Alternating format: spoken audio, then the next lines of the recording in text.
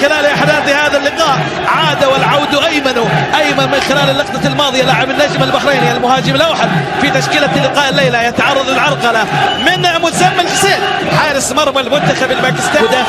مدافع علي صنعاء يتقدم لتنفيذ ركله الجزاء من خلال الكره الحاليه. مدير عبد ربه على التنفيذ ينفذها يتصدر حارس المرمى المنطقي.